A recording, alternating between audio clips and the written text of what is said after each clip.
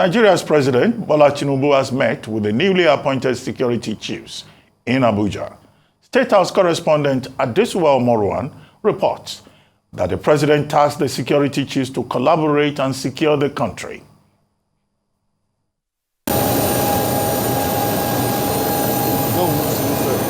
Back to Abuja from his trip to Paris, London and Lagos, President Tinubu receives and ordains security chiefs at the presidential villa led by the National Security Advisor.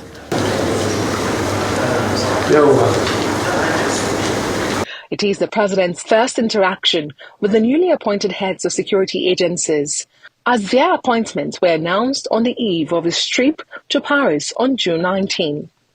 After the closed-door meeting, which lasted about an hour, it came to light that the president charged the security chiefs to collaborate to address security challenges.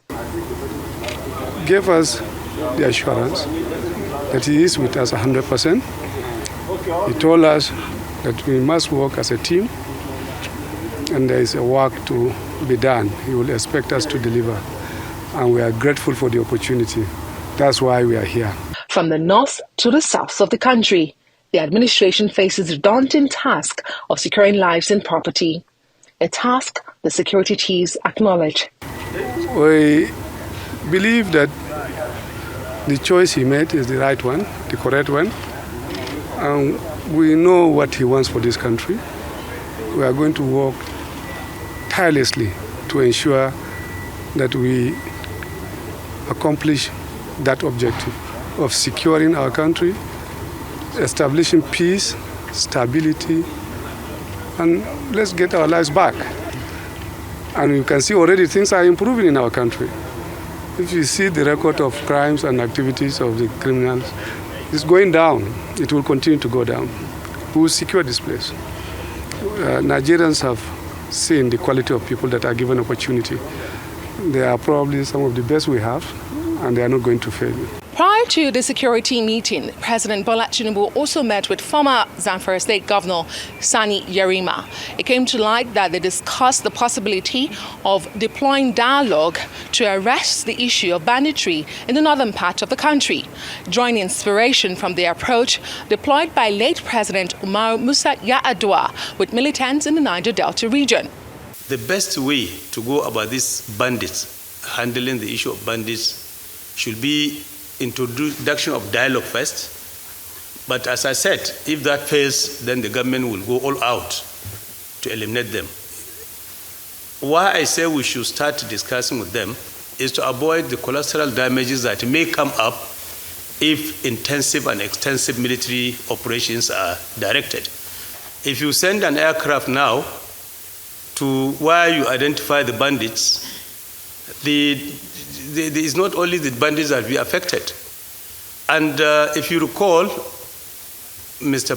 President Umar Musa Yar'Adua had similar interaction with the militants in Niger Delta, and it was successful. In addition, the president had a meeting with a delegation from the Shell Petroleum Development Company, led by the Global Upstream Director. In a statement released by Special Advisor on Communications, the president assured the investors of policy consistency and emphasized Nigeria's readiness for business. He also welcomed additional investments in the country's oil and gas sector, recognizing their significance in fulfilling government obligations. The statement reportedly says the SPDC delegation praised the administration's efforts and expressed confidence that the bold steps taken by the government would enhance Nigeria's appeal as an attractive investment destination. From the presidential villa, Adesuwa Omorwan, Arise News. Joining us now is Colonel Hassan StanLabo, a security expert, to discuss various expectations from the new service chiefs after their meeting with President Tinubu in Abuja. Colonel Hassan StanLabo, good morning, and thank you very much for joining us. Morning, Dr. Awati. Good morning. Thank you for joining us. Well, since the last time you were on this program, so much has happened. But today we're focusing on the appointment of new service chiefs. What will be your expectations? What do you think about, the appointments particularly the appointment of a retired policeman as National Security Advisor, which some people say is not an issue, but some people say, well, the military may not want a policeman, even if we have had strong precedents in that regard in this same country.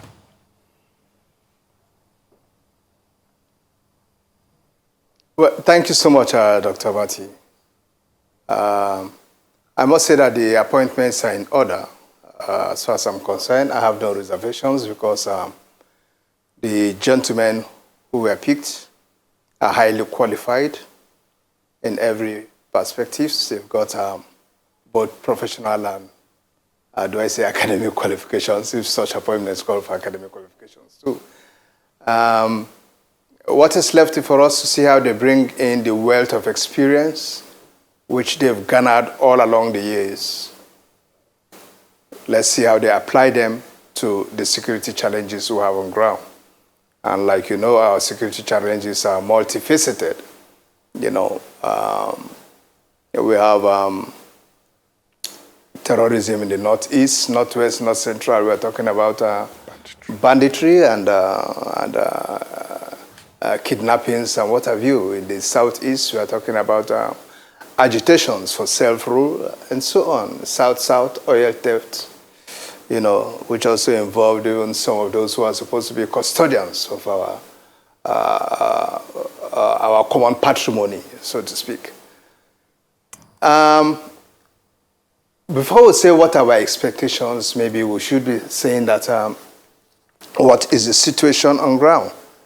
The situation on ground, like I did explain within the regions, has to do with terrorism and all the rest stuff. And what is the present state of affairs, so to speak? I would say that our present state of affairs is such that we can say that the security situation is enjoying some respite. If we do some statistical comparison with the amount of, say, fatalities, okay, which we had, say, in April compared to, say, May, you know, from very reliable sources, we see a downward trend, okay, a downward trend both in terms of security incidents, a downward trend both in terms of abductions, okay. I don't know if we have enough time. I would have read through those statistics, but it's all right. We could just go on. In May, we had 332 incidents compared to April, where we had 382 incidents.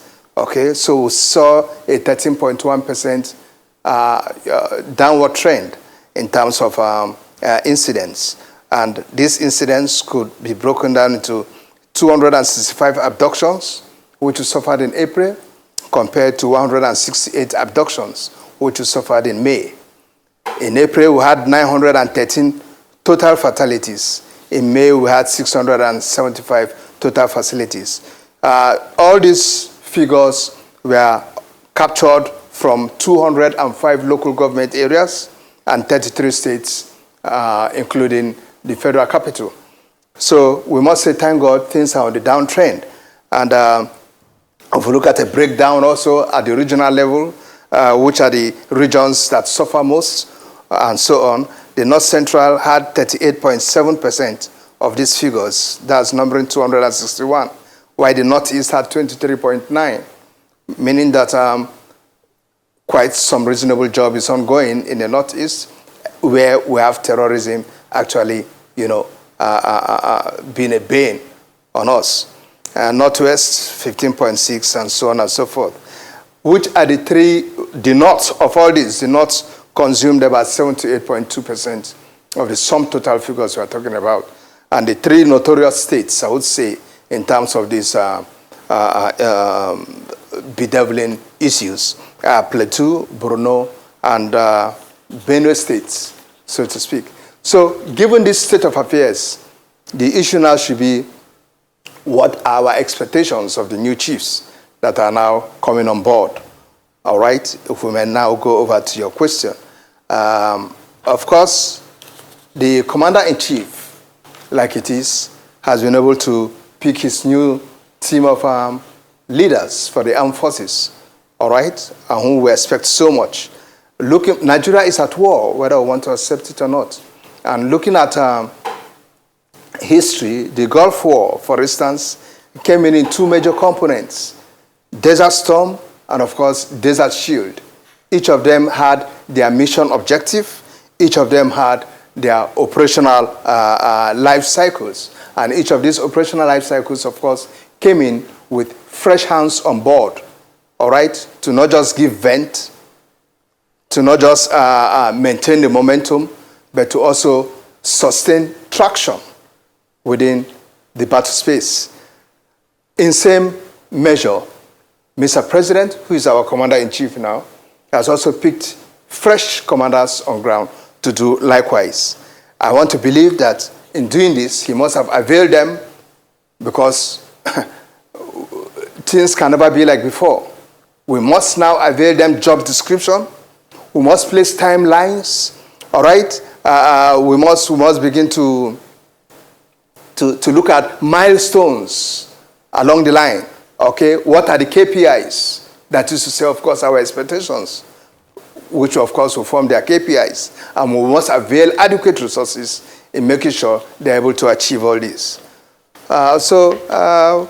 Looking at our expectations of them, one would first and foremost want to say, since the president did use the word, fix the situation, that is the security situation, it's left for them now to sit down as a team and say, how do we go about this? If I may suggest to them, I would want to suggest that they embark on a national security sector reforms.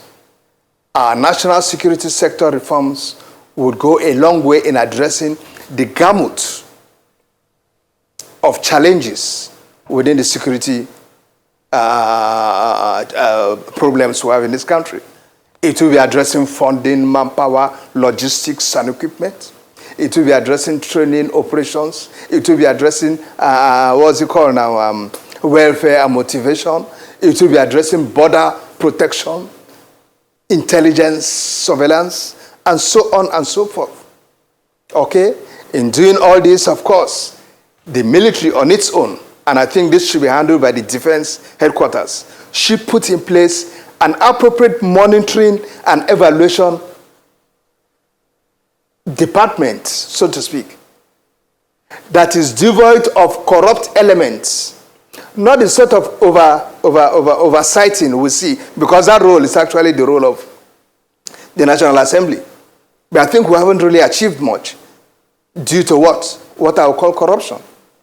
We don't want a situation where you allocate money to defense for equipment to be bought and so on, and people go and bring in refurbished equipment for you. I'm only citing an example. Yes, sir. Okay? And refurbished equipment, for instance, land our soil. And then it costs far less than 10% of what is expected to be. Those who are supposed to have carried out what I call monitoring and evaluation have collected their own cuts and so on. So if the defense, if now that we're having what I want to call a new beginning, hoping that the cuts does not eventually see us starting all over again, because it's not my doing, like it is, we are still awaiting court's decision. But we just have to forge on now as if we are not awaiting one and see how we can fix Nigeria. All right. Colonel now that we have a new beginning, yes, the defense, yes, please. No, you were going to say the defense. I'll just let you land your point and then I'll ask my question. You said now that we're starting a new beginning, okay, the defense.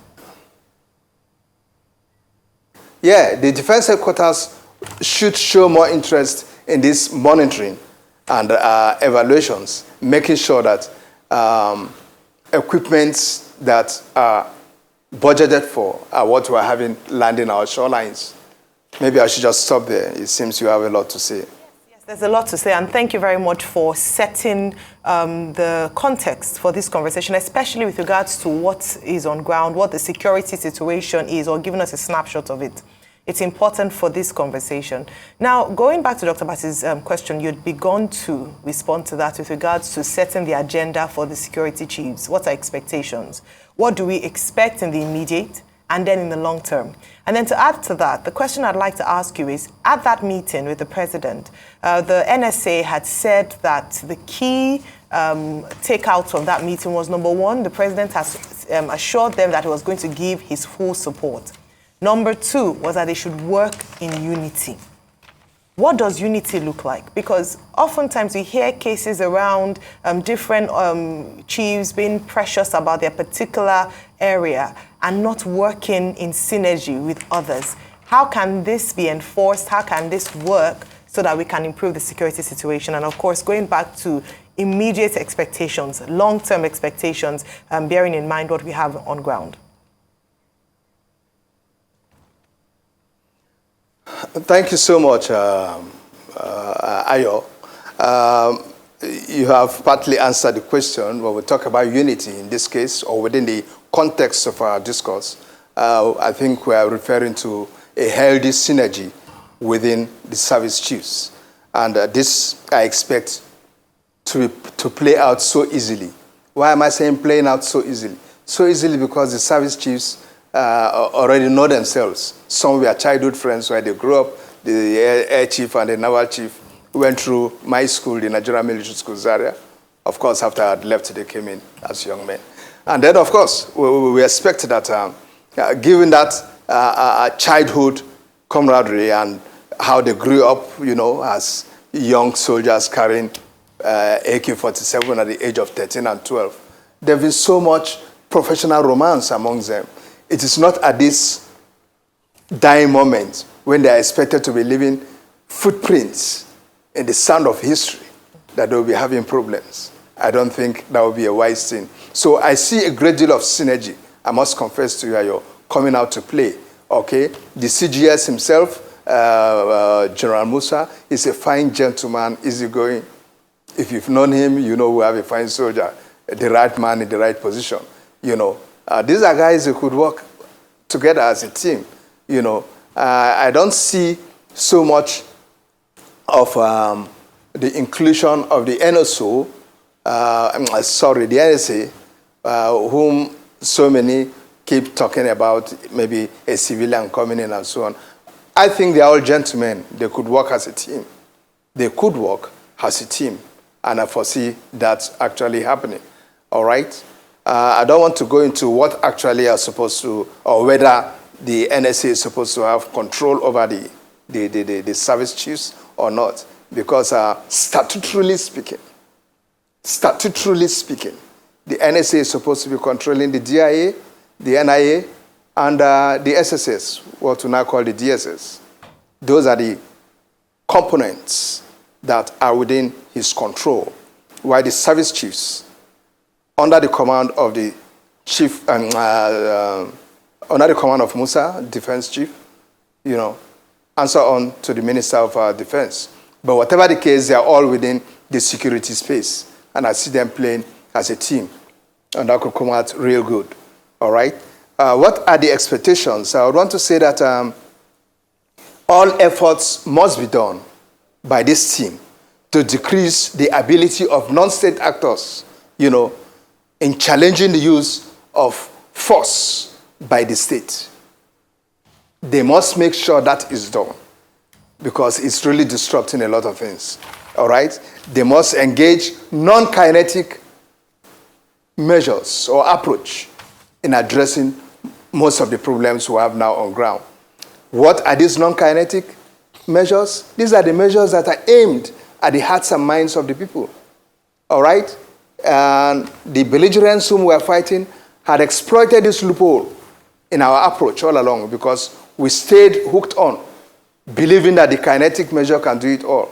And so these guys came in, went into locations, started providing maternity homes for their wives to deliver, started providing boreholes for them to access water, and so on. All things which our governments in the past couldn't do. All things which money in the past had been voted for. So what happened, or what do you expect to the man on ground? His heart goes out to this man you are referring to as your enemy. As far as it's concerned, your forces coming on ground are now the enemies, depriving us of our water, depriving us of amenities available to us. So government must be smart. It isn't everything we shall discuss here on air, because we have come to realize that we commentators at times are giving out information to the enemy, and they become wary of certain steps we want to take. So we must be very economical with how much we release. All right? I want to expect that we shall dominate every forest within the land space of Nigeria. Call it Sambisa forest or whatever.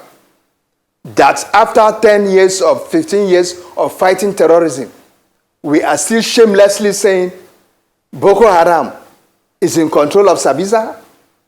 No, it's unacceptable. The Nigerian army can do far better. When I mean the Nigerian army, I'm using it in a generic sense. The Nigerian armed forces can do far better. We must dominate all forests, all, and create no room for the belligerents to want to hide or whatever. Okay, Colonel. Yeah, you've said a lot, and good to see you again, Colonel. I'd like to ask about this romance now we're having with non-state actors. The pomposity, if I dare use that word, the boisterous nature of non-state actors, the fact that hitherto non-state actors, militants, are the ones that our leader, our president, now calls in to ask about the debacle in the Niger Delta. We are even giving them security contracts, and now they have a lot of infantry to even say someday they'll aspire to the highest heights in this country. Another former governor recently tried to push a case that we should talk and placate bandits and give them what they want because they are freedom fighters. He dare says that he didn't say completely. Anyway, that's me talking, not him talking. This are romance with non-state actors guarding our strategic national assets. Is it a slippery slope?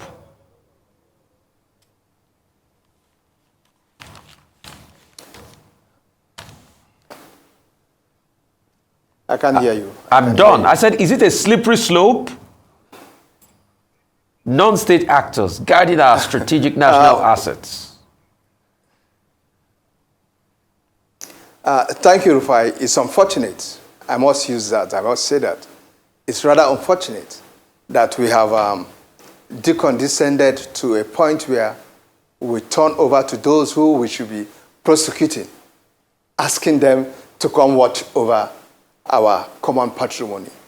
It's unfortunate that it has gotten to that level. I look at some of these things and I feel so disappointed as a Nigerian, more so as an individual whose constituency should be responsible in taking care of such. It's only a clear indication that the system has failed us and there is a need for us to look at it again. Go back to the drawing table and see what we can do about this. Okay? I don't know. I don't have any better word for corruption, but I just want to say that it seems corruption has permeated every aspect of the Nigerian life, every department of our life, such that you don't even know who to trust anymore. If you look at the oil theft thing and so on, you feel highly embarrassed because this heavy, huge quantity of oil cannot be moved without very responsible people whom we have even voted to take care of our common patrimony, putting their signatures and approving it. There is no how you can want to convince me as a common Nigerian sitting here that it was not approved from above. And that is why I called share, trash, and balderdash what Asari came on air and was accusing the Nigerian military of 99% of the actions ongoing to be responsible to the military. And I said, if you say 99% is responsible, the military is responsible for 99%, what percent would you say the presidency is responsible for? Or have you forgotten that we have elements in the presidency who are supposed to give some of these approvals? What percentage would you say the top shots in NMPC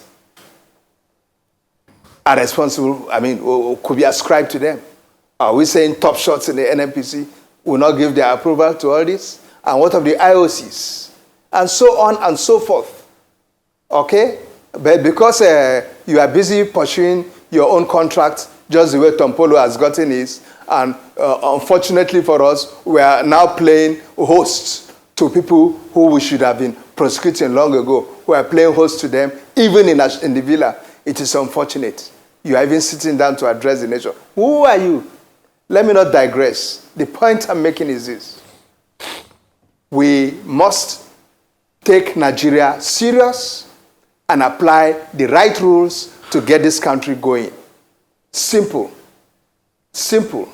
If we want to do it, we know what to do. If we don't want to do it, we shan't do it. Why? Because we are lining our pockets. We are helping ourselves. All right? When we are ready, we shall fix Nigeria. Nigeria must be fixed. Because in this country, we still have patriotic Nigerians. Only they have not had the chance to be in places to fix this country. But we still have them, and they will fix this country. Colonel, let's go back to this cliche with regard to security in the country. Rejigging the national security architecture. Architects have taken over our security sector. They are always rejigging national security architecture. I don't know when they are going to finish the building. But we are seeing the same pattern again. Each time you have new service chiefs, it's the same phrase. The IGP now has appointed commissioners of police. He has said that, he will withdraw policemen from VIP operation, checkpoints will be checked and all of that. The same old story. The Air Force is saying it will bombard everywhere. The military, we have seen it before. A few years back, we even had a national security reform document. What is the missing link in that, their national security strategy? Is it that the service chiefs themselves are too involved in politics? Is it that we civilians have to play a better role? Just help us break it down. I know you talk about kinetic, non-kinetic, but these are building, these are architecture, these architects. When are they going to come up with that structure? Thank you, Dr. Abati. The whole thing boils down to the leadership question. Just turn your mind to the last 8 years.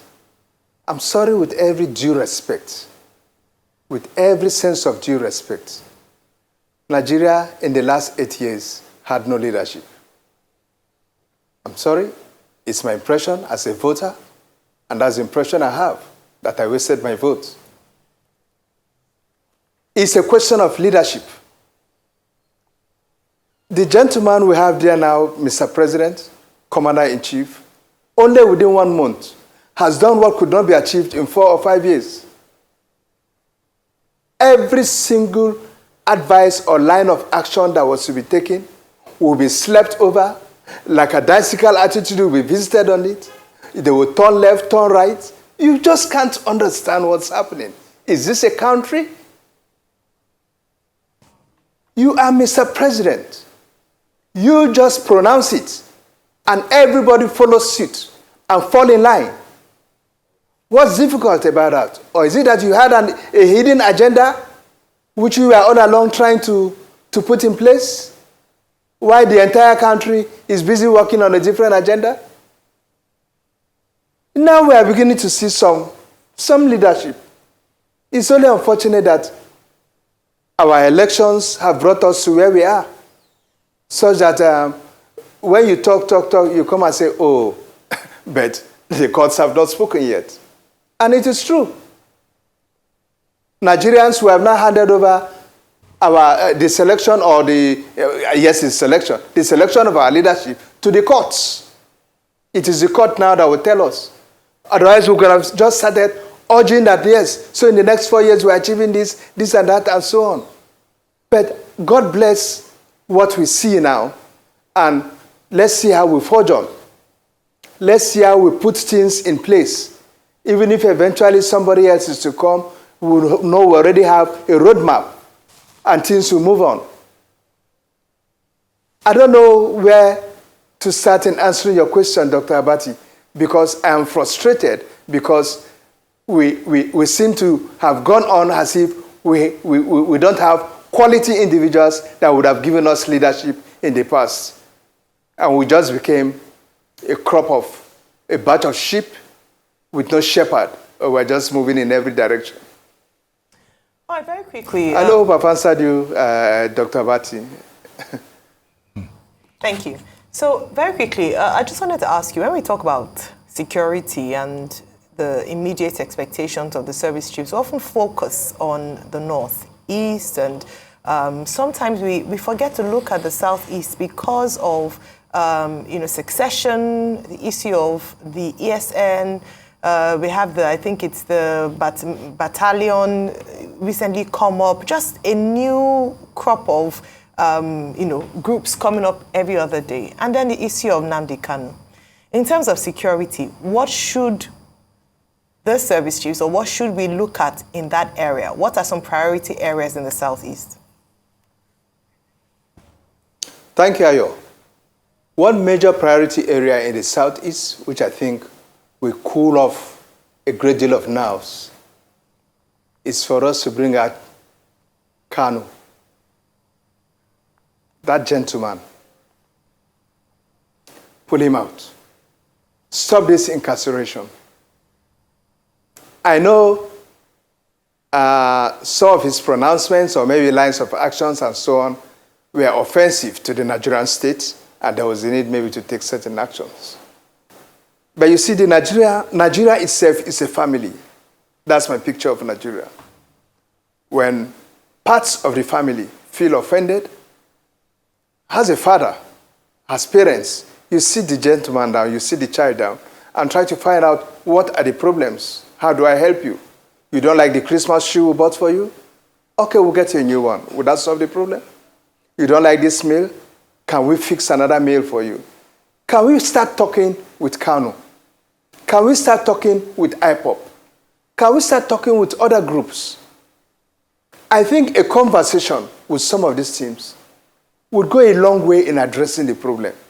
We mustn't at all times apply the stick. Bring in some carrot at times. And let's see a carrot and stick diplomacy at play. Okay?